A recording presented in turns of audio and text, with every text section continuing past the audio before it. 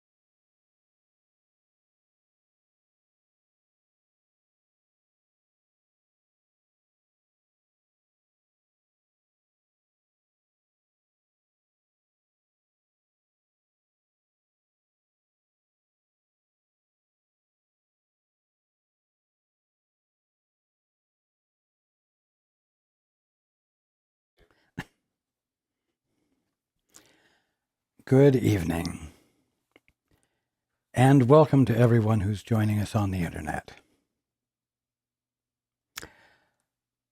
In the practice of the two-step,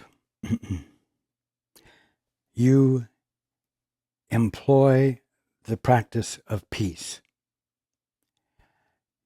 You choose for the silence in you, that altar in you, which is not occupied by the busyness of your personal private thoughts. And in that silence within, not giving preference to your attention to things without, you ask to know the truth. You ask to have the Father's perspective, which I have been telling you has been placed in you from the beginning and has never left. Now, in the process of choosing for your peace, there are 4 things that have to be met or dealt with or passed by, moved beyond, let's put it that way. These are the desire to get rid of the peace, which we've already discussed, and, as we're going to talk about tonight, the belief that the body is valuable for what it offers. The next obstacle is the attraction of death. And the last obstacle is the fear of God. If you sit quietly contemplating these 4 items, you'll find that each one is, shall I say, progressively more difficult to cope with, or progressively presents a more difficult obstacle to get past. Fear of God is the last. Now,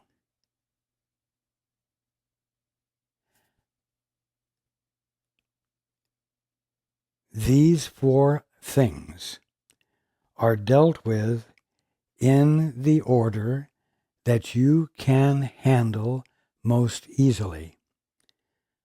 Choosing for your peace in the holy instant is the easiest. It's easier than actually abandoning the fear of God, or the fear of what God's presence would do to you, considering who you think you are presently, which is a mortal, a sinner, a flawed presence that must improve itself. But as long as it hasn't, there is still the penalty for the flaws that God will surely meet you with. And so you couldn't possibly deal with the fear of God first.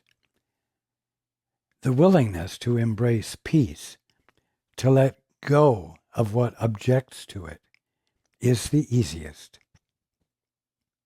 And it opens the door for communion with the Holy Spirit or with the Father. It opens the door, you might say, briefly, but easily. And it puts you in the position of being able to hear divine guidance, even if it is brief, and its continued practice allows it to happen more frequently, more easily, and the communion changes you.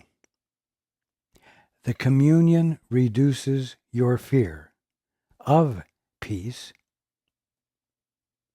and prepares you to be able to take on the second obstacle to peace with not only more confidence but more understanding.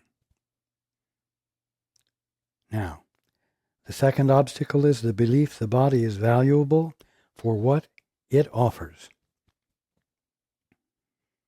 Well, my goodness, what does the body offer each of you? What it offers you is, shall I say, the manifest presence of force that enforces and embodies physically the presence of you. That's what it does. It provides you with the capacity to be in control through the use of force, even if the only force you are exercising is yelling at someone, a strong voice, a committed sound. the presence of, or shall I say the absence of weakness. Still, it's the use of force for the purpose of controlling, influencing, making things happen. Now, we have talked in the past about the fact that as an infant, you experienced physical sensations, not only of what you learned to call your body, but the body of your mother, the body of your father, the bodies of your brothers and sisters, and you experienced each of them as discrete presences, just as you experienced yourself as a discrete presence. But the thing that escaped your attention, and the thing that your parents and siblings could not educate you about and inform you about, was the fact that you are not the discrete bodies, you are not the discrete body you thought you were, and no one else was the discrete body they appeared to be, but you and they were the presence of mind, consciousness, experiencing all of these experiences of form and tangibility. You see, it escaped everyone's attention that they were mind, not body. And so all of the developmental processes in growing up reinforced and confirmed the misunderstanding, the misperception, until someone came along like me, or until someone engaged in meditation and inadvertently, we'll say, engaged in the two-step and the holy instant, discovered that mind was the ground of being, not matter, not form. Now, someone is educating you and making available the truth about existence in a manner that can easily reach everyone. And so you are all learning to make a shift. Now, it's important to understand this because there are misperceptions about it, and I've talked about them before too. Basically, it is this. The Course says, I am not a body. I am still free to be as God created me. Now, because of the absolute identification with form that everyone has been involved in, this statement seems to say that a spiritual understanding of things means that bodies are illusions. And it's not true. There is that which identifies you. There is that which makes you experienceable. And I've said this many times, and it continues to need to be said in order to facilitate the shift of consciousness that constitutes a miracle. Now, you are not a body, but you are not bodiless. You are not without that which identifies you. And yes, you are still free to be as God created you, which means you are still free to be the mind, the conscious awareness in which all experience of creation occurs, in which all ideas of mind are experienced as being substantial to the mind that formed them. But without ever becoming less than the idea that is rendered visible. To become less than the idea would be to become the visibility, the identification. And that is not what you are. And that is the misperception that awakening pulls you out of. That is why the belief that the body is valuable for what it offers is something that peace moves across as it shifts your perception.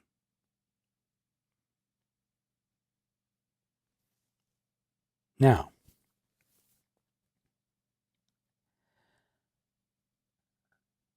when you are angry, when you are perturbed, when you are irritated, you experience physical sensations. When you are depressed, there is a thickness in the head.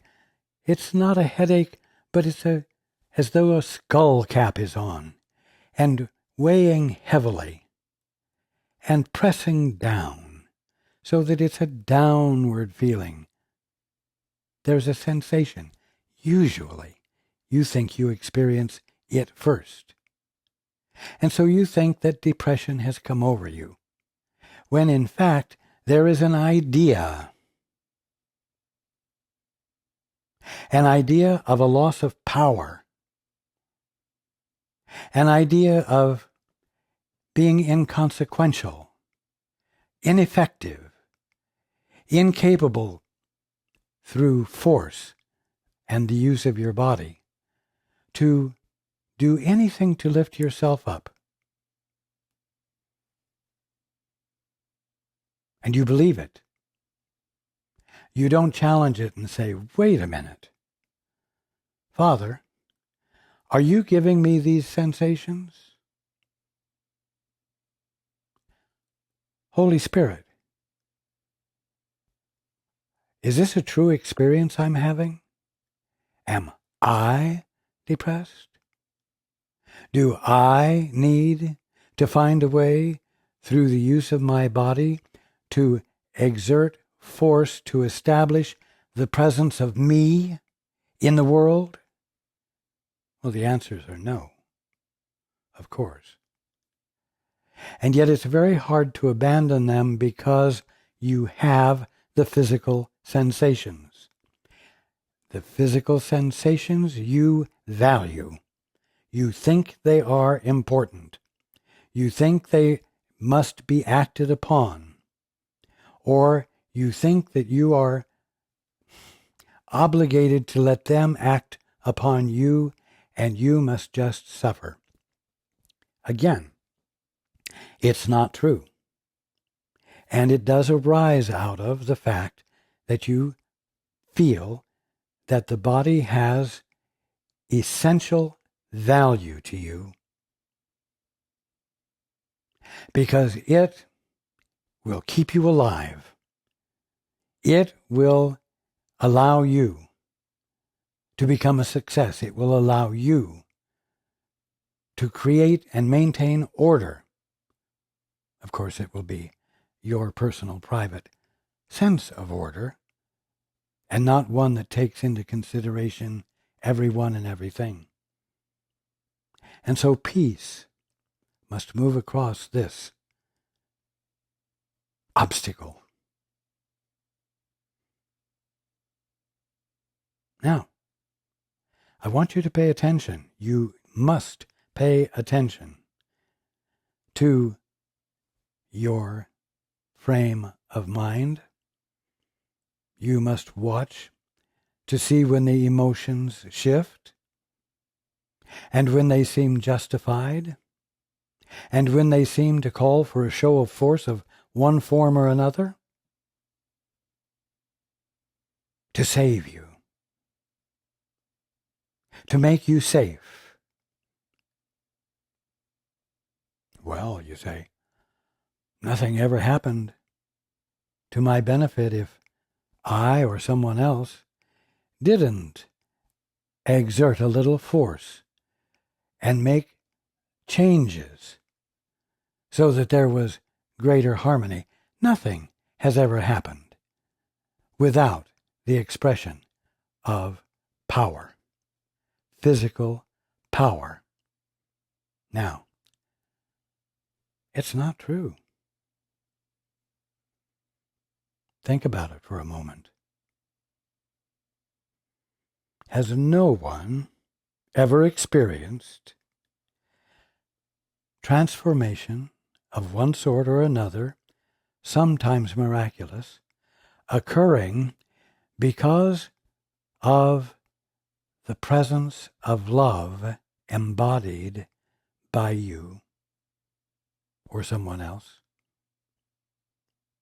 Has no transformation occurred as a result of a sudden shift of perception, as a result of your mind being imbued with something miraculous, above and beyond your personal capacity to conceive? Of course, this has happened. But it doesn't occur to you that total and complete safety, absolute invulnerability, is your birthright when you engage in the holy instant and you let yourself, your mind, the presence of mind that you are, be filled with the love and the grace that the Father bestows upon you, that you experience as being bestowed upon you because you're not objecting to it as much as in the past. You see? Your birthright, your wholeness, lies in the complete absence of the use of body as a means of reinforcing a sense of the presence of you in the world that not only changes the world, but that others recognize, we'll say, as a force to be reckoned with. You see? It's difficult to give this up because it is a misperception that occurred within moments after birth, and you were flooded with sensations, and you were completely ignorant of the fact that there was something experiencing the sensations. There was mind. You see? Now, let's go into the book. We said that peace must first surmount the obstacle of your desire to get rid of it. Where the attraction of guilt holds sway, peace is not wanted, you see, because you have more important things to do that are active and that arise out of a stimulus of fear and excitement. And this is interpreted by you to mean that it's the vitality of life motivating you to engage in discovery, and it's your nature to discover. You're a discovery mechanism. You're here to do that. So you don't want peace because you say peace, well, nothing exciting can happen there. Nothing like fear is there to motivate me, and so on. We discussed this at some length. Now, the second obstacle, that peace must flow across. You get that? Flow across. Flow across like water across a riverbed when the first rains of spring come. It flows. It doesn't bulldoze its way through. It lets itself through. It flows. No active force required. The second obstacle that peace must flow across, and closely related to the first, is the belief that the body is valuable for what it offers, and we've just discussed what it offers. The presence of force, the presence of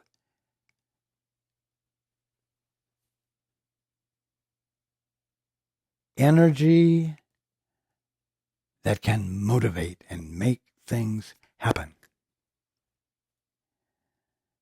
For here is the attraction of guilt made manifest in the body and seen in it.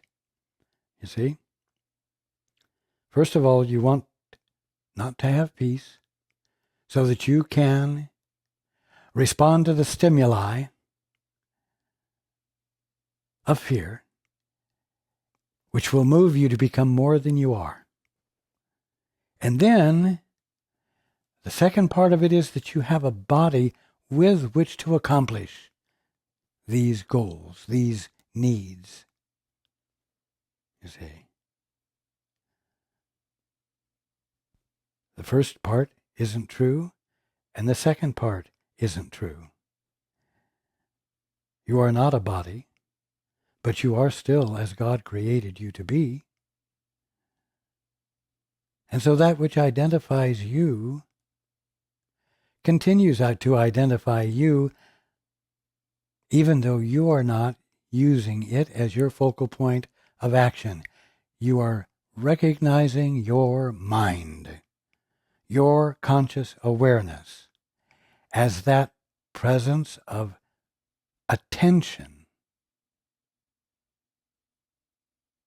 which follows, which flows with the movement of creation without force. And then, as we've said, in your giving it your attention and flowing with it, you are confirming the movement of creation that God is being, and you are co-partnering with God. You are cooperating with God. You are confirming the movement of creation by virtue of your attention.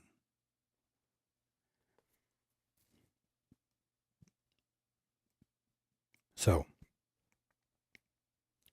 this, the value that you think peace would rob you of, meaning this, the body, that which gives force to your presence.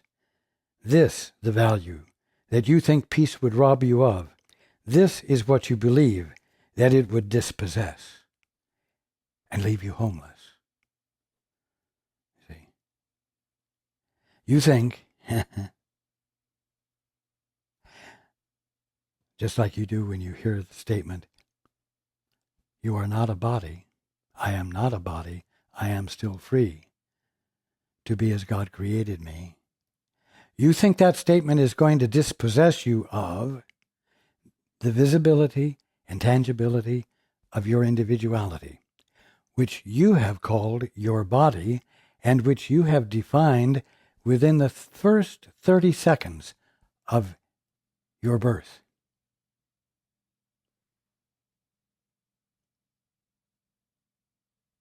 This is what you believe that it would dispossess and leave you homeless, and it is this for which you would deny a home to peace.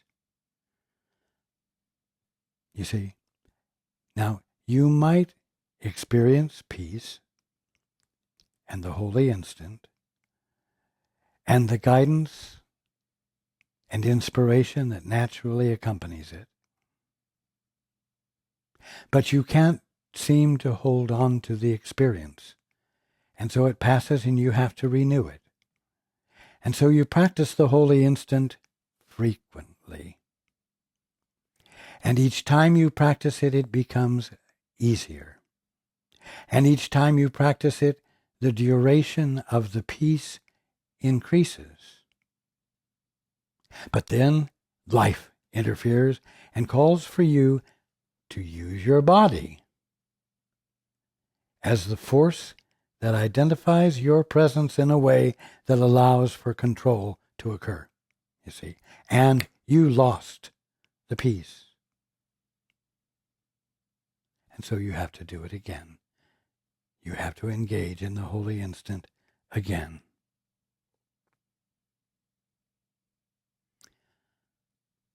The time comes when you need to make commitment to it completely. Because that's the only thing that brings you back in to the full experience of your birthright. But again, it is this, the loss of your body, for which you would deny a home to peace. This, in quotes, sacrifice, this so-called sacrifice, you feel to be too great to make, too much to ask of you. But only because you don't understand what it means. You don't understand what I've just explained. Now, you do have an understanding, and it will be easier for you to risk the chance that abandoning the body as the vantage point from which you experience everything will cause you a loss. When the fact is that abandoning the body as the vantage point and adopting the mind, which has been with you all along, and you don't have to fabricate or imagine, letting that mind be the focal point from which you experience everything. You see? Is it a sacrifice or a release? What has the body really given you that justifies your strange belief that in it lies salvation? Well, I understand that it seems to have given you a certain amount of control that has perhaps saved you, that has perhaps made your life more tolerable, maybe even greatly blessed. But the point is that you are not a body, and any successful use you put it to that convinces you that it is foolish to abandon the body as your vantage point, that must be overcome. You must arrive at a place where you're willing to abandon that, even if it's only for the sake of experiment, to see whether what I'm saying is true or not. If the experiment doesn't occur, you will continue to see yourself as a body, vulnerable, and because you're experiencing the visibility and tangibility of your individuality as something that started from a sperm and an egg, a purely physical organism, having nothing to do with the divine source, your experience of your body will be full of pleasure and pain, conflicting experiences, and they will be unavoidable. They will be ever present until you make this shift from body identification to mind identification. What has the body really given you that justifies your strange belief that in it lies salvation? Nothing. Do you not see that this is the belief in death? You see, as long as you continue to identify with the body as a body, that happens to have this strange capacity to have ideas because of the way a hunk of meat in your head functions, as long as you embrace that, you are dissociated from the very thing that constitutes your eternality and the undisturbed experience of harmony and health and peace, which is your relationship to your Father, which tells you who you are, and which puts you in the place of being able to desire to know what the Father's perspective is. Because the Father's perspective is now relevant to you. It is now relevant to you, making it worthwhile to give your attention to.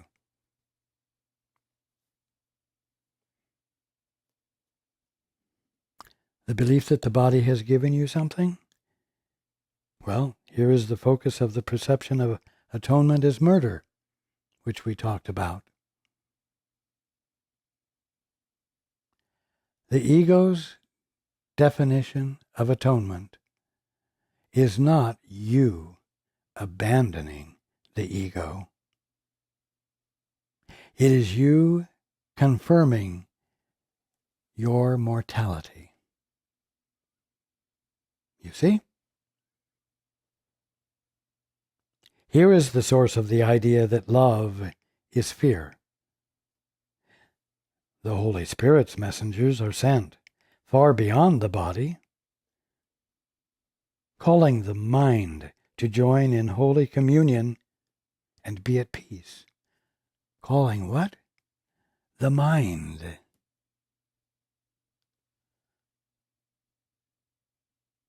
Because mind is what you are. And calling the mind that you are to join in holy communion and be at peace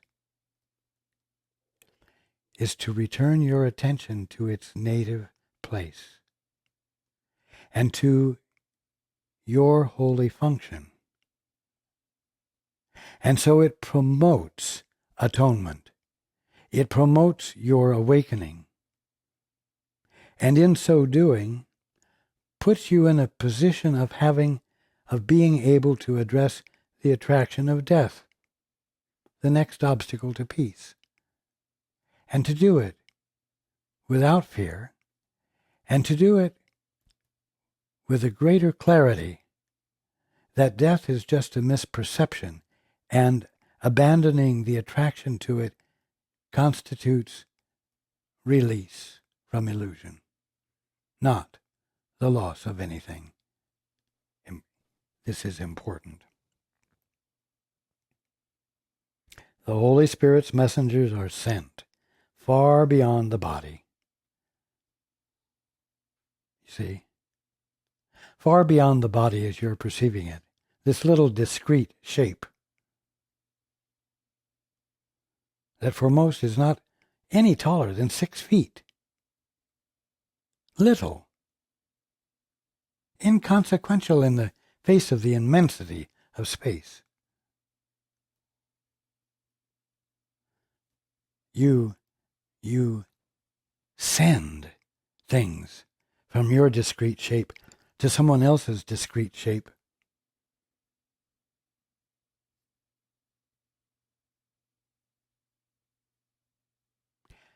And unity of mind is never experienced. The actuality of what you are as consciousness, and the actuality of the one you're communicating with as consciousness is never brought into play. You see?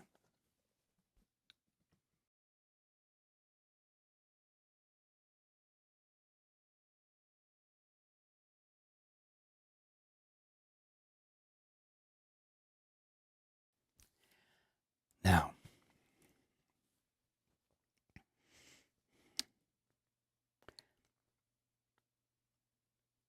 the Holy Spirit's messengers are sent far beyond the body. calling the mind, that infinite presence of intention that includes everything, to join in Holy Communion and be at peace.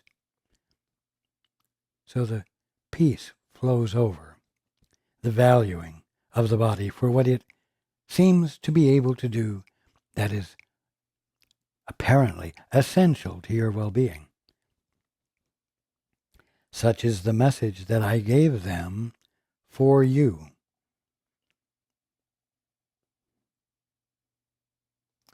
It is only the messengers of fear that see the body, for they look for what can suffer. They look for what can suffer.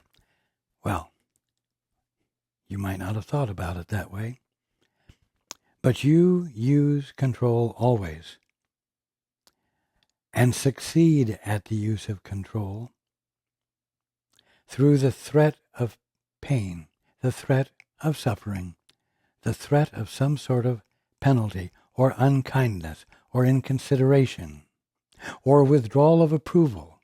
You see? It's mean.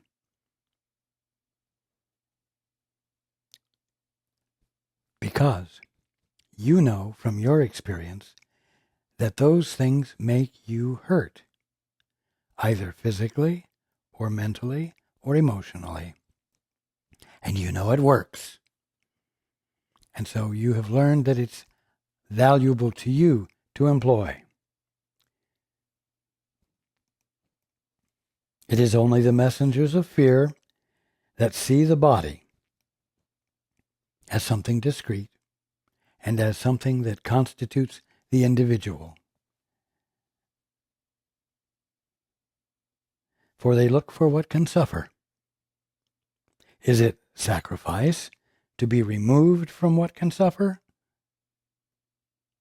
Now, does that mean being removed from the body or being removed from the misperception of body? Obviously, the latter. The Holy Spirit does not demand you sacrifice the hope of the body's pleasure. Remember, I said that in this misidentification or misunderstanding, your body enjoys pleasure or pain. We've talked about pain. Now here, the Holy Spirit does not demand you sacrifice the hope of the body's pleasure. It has no hope of pleasure. That which doesn't exist the way you're perceiving it can't have any effect applied to it. It can't have an experience of anything, you see. And so the pleasure that you think you might lose if you're not identifying with the body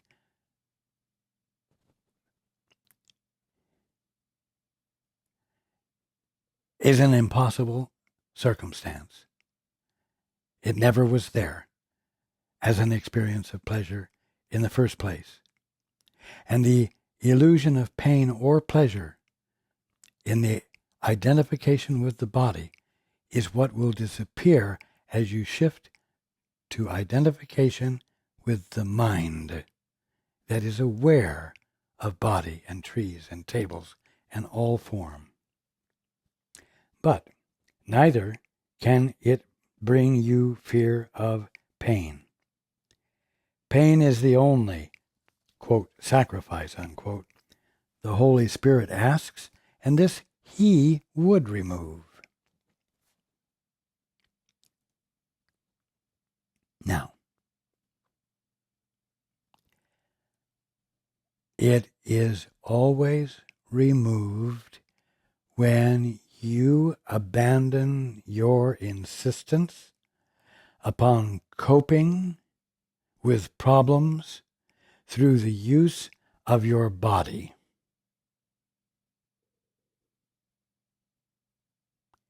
It's that simple.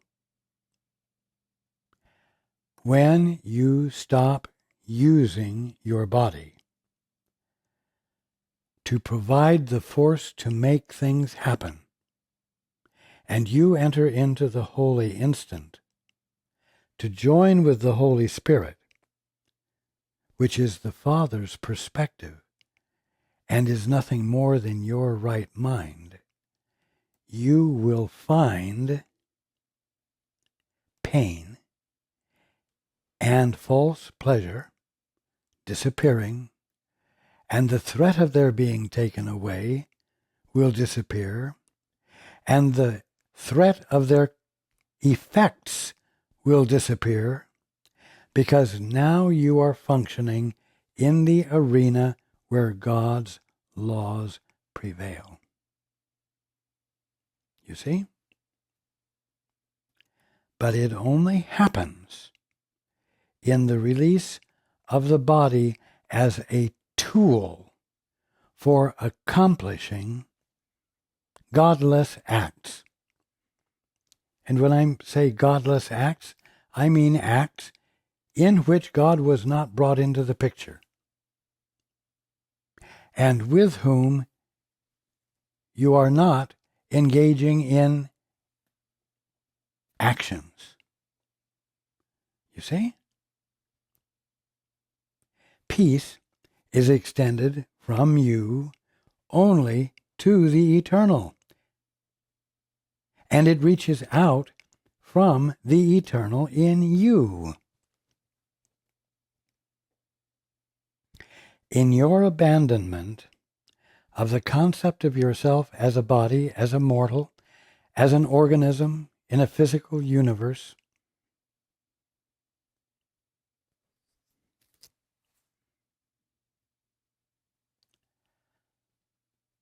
the divineness of you that has always been present underneath those mistaken self-beliefs become illuminated to you. And in their illumination from the holiness of you, from the eternal in you, they are shared. That's the blessing of the holy instant. That's the function of the holy instant. It reunites that which was always one as the conscious experience of all, from which nothing is withheld. And your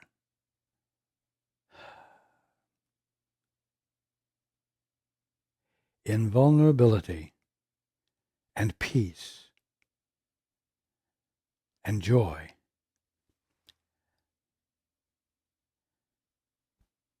are irrevocably present. This is the point. And the way to that experience is in abandoning the belief that the body is valuable for what it offers, for what use you can put it to, without knowing who you are, and without finding God anywhere in anything. Peace is extended from you only to the eternal, and it reaches out from the eternal in you. It flows across all else. The second obstacle is no more solid than the first, for you will neither to get rid of peace nor limit it. You don't will for either one of those. What are these obstacles which you would interpose between peace and its going forth, but barriers you place between your will and its accomplishment, meaning the accomplishment of your will? You see? The obstacles which you would interpose between peace and its going forth are barriers you place between your will and its accomplishment. In other words, you want communion, not the feast of fear. You want salvation, not the pain of guilt. And you want your Father, not a little mound of clay, to be your home. You see, those are your will. Stop interposing what blocks it, and you will experience it clearly as yours, and you will become integrated, single.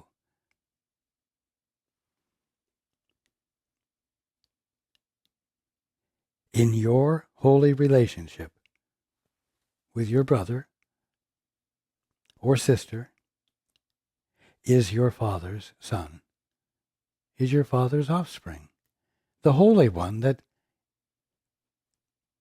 the one you're in holy relationship is. He has not lost communion with Him, meaning God, nor with Himself. When you agreed to join each other in a holy relationship, I'm adding, you acknowledged this is so. This has no cost, but it has release from cost. Wow. You have paid very dearly for your illusions, and nothing you have paid for brought you peace, you see. As long as you took the misperception of your first few minutes of life after birth, because you took those perceptions and solidified them into a permanent definition or meaning of you, of body, of world, of brothers, sisters, and so on. Because of that, you have not had the opportunity to shift from body identification to mind identification. And you have paid very dearly for your illusions. And nothing you have paid for brought you peace, because you're still stuck in a misidentification of you. And it's coloring every part of your holy experience, causing it to seem to be unholy. Are you not glad that heaven cannot be sacrificed, and sacrifice cannot be asked of you? There is no obstacle which you can place before our union, yours and mine. For in your holy relationship, I am there already. You see? You don't have to seek for me, because I was with you before you took your first few breaths and suddenly thought you were a discrete form in a delivery room. I was with you, and you were who you divinely are then, and you still are, but you're only now coming back into the realization of what that means, you holy son or daughter of God. We will surmount all obstacles together, for we stand within the gates and not outside. In other words, we stand within the conscious experience of being, the state of attention.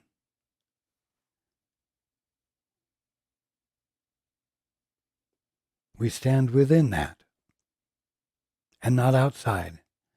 We do not stand in the picture you have of being a discrete form amongst other discrete forms that can only communicate through space to each other and never quite unify, never quite experience perfect unity.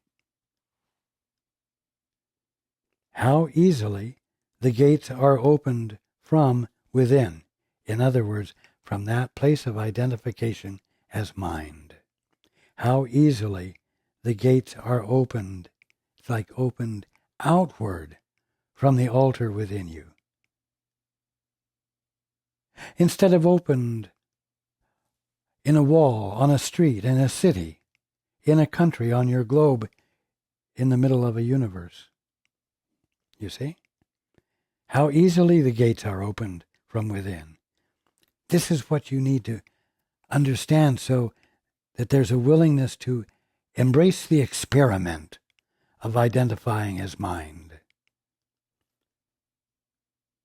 Because you will find that the gates open easily from within to let peace through.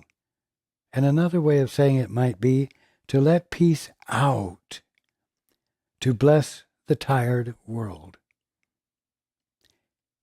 Can it be difficult for us to walk past barriers together when you have joined the limitless? No. Now, dare to experiment with this so that we can have the experience together.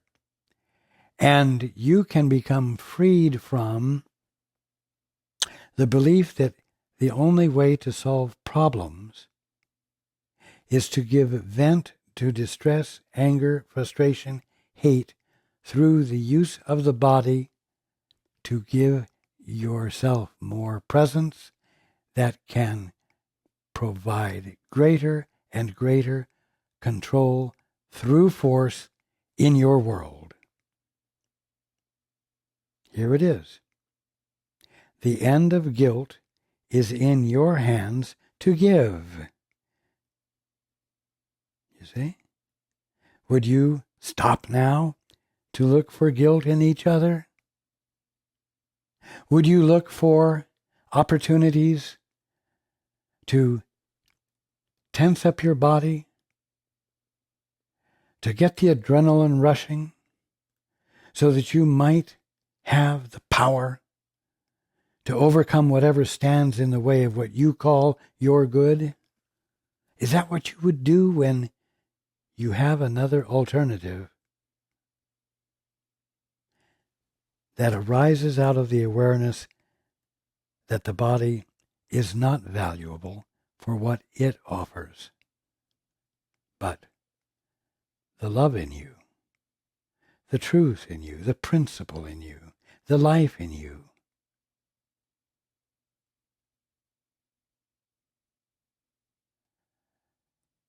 Governs,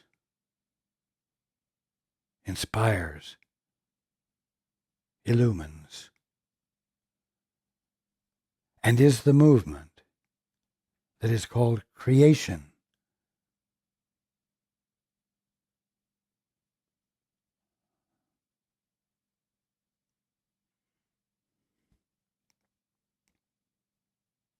I love you all who have no body, which is valuable for what it offers, but who are the presence of mind, which embraces everything and blesses everything into the singleness and purity, the unflawed presence of life.